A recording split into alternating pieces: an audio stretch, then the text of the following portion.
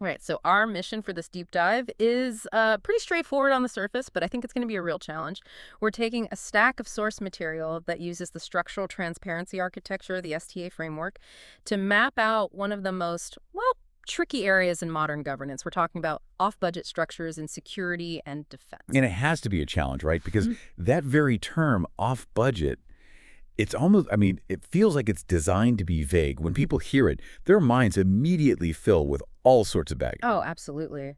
Instantaneously. Our default reaction is to jump straight to what the framework calls the narrative layer, the N layer. Hmm. We think of, dark money, hidden slush funds, or just outright conspiracy. And that narrative noise it's just deafening. It really obscures the mechanism. And that's exactly where SDA helps. We're asking you, the listener, to try and look past that really noisy narrative, to look at the structure, the operating system, the OS layer that actually allows this thing to exist in the first place. Mhm. Because what the sources point out is that the vagueness isn't a bug. It's not a flaw in the system. It's actually a feature of the structure itself. Okay, a feature. Let's dig into that. So the sources are saying off-budget isn't. It's not a physical bank account somewhere waiting to be raided. It's a condition, a result of history. How does that happen? How does history create a condition like this? Well, the STA framework puts it in a really powerful way. It calls it a refuge for rationality. A refuge for rationality. Yeah, and that's the key insight here. The initial reason for these structures, it was completely rational. At certain points in time, we're talking high-threat moments, systemic crises, there were reasonable, necessary decisions about security that Yeah. they were structurally impossible to make through the normal budget process. You mean the standard system, the on-budget system, was actually getting in the way of necessary rational security measures? Exactly. I mean, think about it. If you need to protect a critical asset or respond to a threat in, say, a few days, and the legislative budget process takes months, sometimes years, well, those critical decisions need a refuge, right? A place where they can be acted on swiftly, rationally. That's the origin point. That's where this off-budget condition starts. So what we're really examining here is the journey, the path from that initial temporary need, that crisis moment, and how it morphs into a permanent, ongoing system, from an emergency to what the sources call a permanent exception OS. That is the path, yes. Okay, let's stick with the origins for a second then. Was it really universally true that these initial expenses, whether it was for, I don't know, Cold War stuff, new intelligence platforms, or helping out an ally, were they genuinely necessary? Did they have to be exceptions? According to the material, yes. They were rational responses to threats, where time was the most valuable, non-renewable resource you had. You simply couldn't wait for this standard, the on-budget OS. The core necessity was speed, operational velocity. Right. If the parliamentary cycle needs 18 months to approve an asset, but the crisis on the ground needs a response in 48 hours, that's a fundamental mismatch. It's a velocity gap. That mismatch is the structural friction. And if your national security depends on a pace that conventional budget controls just can't handle, you have to create a parallel structure. So the first exception, it's not malicious, it's purely functional. But the sources really hammer this point home. The key isn't the first exception, it's the repetition. What happens structurally when you repeat these exceptions over and over, decade after decade? The sources are very clear on this. Repetition is what transforms the structure. Those temporary measures, things like supplementary wartime funding or some classified procurement funds, they don't just vanish when the initial crisis seems to fade. They stick around. They get renewed, constantly.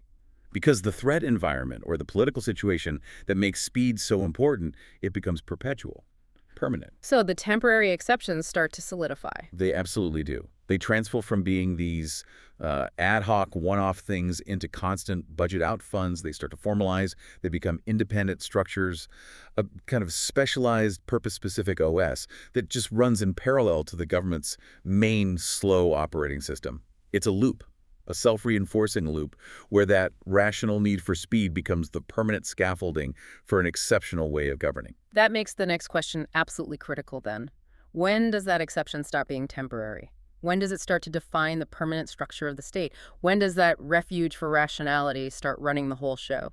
It happens at what the analysis calls the structural runaway point. This is the moment where swiftness goes from being just a high value to being the single optimized value. It's prized above everything else. Above accountability, Yeah. above oversight. Especially above accountability and oversight. And when that happens, the structure starts to run on its own, autonomously. And that kind of optimization must create just massive friction with the normal, slow democratic system. It creates what STA calls the velocity gap, or shear. It's a great metaphor. Think of a huge, slow-moving oil tanker. That's your standard democratic oversight. Mm. It's driven by budget cycles, public hearings, accountability reports. Deliberate, slow. Very slow. Now compare that to a high-velocity military jet. That's the operational security layer. It's optimized for immediate, non-public action. They're moving in fundamentally different time layers. So they're not just moving at different speeds, they're kind of existing in different conceptual timeframes. Precisely. And that massive gap between the slow time of accountability and the fast time of operations, it creates immense pressure. The fast layer starts to see the slow layer not just as an inconvenience, but as an active threat to its own success. Which brings us to this really radical idea in the sources, the logic reversal. If speed is the only thing that matters, then the tools of democratic control, they have to be neutralized somehow. How does the system do that? The reversal is, it's profound. Because swiftness is constantly needed, it's validated by these ongoing long-term crises. So the very idea of pre-approval is structurally recast as a security risk. Wait, say that again? Asking for permission is a security risk. Yes.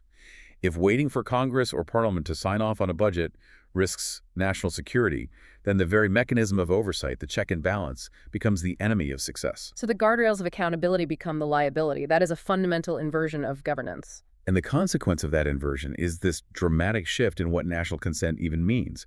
Consent stops being the premise of making a decision. The state has to get permission before it does something. Instead, consent becomes the object of post facto explanation. The state acts first, immediately, and then it provides a justification or an explanation after the fact. And parliamentary control just gets reduced to formal reporting, a rubber stamp after the event. Structurally, yes. Because the operational need has demanded a speed that is so far beyond the capacity of oversight, control shifts entirely to post facto reporting, which is, by definition, a reduction of accountability. So if the ability to bypass oversight is the whole point, we have to redefine what state capacity even is. State power can't just be about the size of the official budget anymore, can it? That's the critical synthesis from the source material. Exactly. If we just observe the operational metric, how the state actually functions, power is no longer measured by how much money is available in those official slow accounts. It's measured by how much exception the state can successfully operate. So the real metric of power becomes the volume and speed of its independent actions. That's the structural observation, yes. We're just mapping the operational dynamics. And the conclusion is that once a system hits this point, the original term emergency has fully transitioned. It's now a permanent operating mode, a permanent exception OS. And this system is successful. It delivers the swiftness it was designed for. But because this high-speed OS runs without a translation layer back to the main public OS, it automatically creates the very public distrust that fuels that dark money narrative we started with. That's the ultimate structural paradox. The system works because it's successful at its mission. But its very point, success makes it opaque and therefore suspect. And without a defined termination condition, a TTL, it just keeps going. It self-sustains. Its function is validated by the continuation of the very crisis it was built to solve. Now, hearing this, it's very easy for a listener to think, okay, this sounds like a problem specific to one country, maybe a nation with a huge bureaucracy or a weak legislative branch. Is this a localized political issue? The sources are emphatic on this point. It's not country-specific. This dynamic, this conflict between the need for operational speed and the constraints of democratic control, it's a universal condition. It's common to all advanced states trying to manage long-term, low-intensity crises, especially in security and defense. Then why does it look so different from country to country? The difference is really about arrangement and perception. In some national systems, these off-budget mechanisms are all concentrated. They might be under a single, very visible name, like a specific special account. That concentration makes the whole anomaly easy to see. It becomes a kind of reference model for analysts. Because it's all in one place, you can point to it. Exactly. But in other systems, and this is common in the English-speaking world, the same structural pieces are dispersed.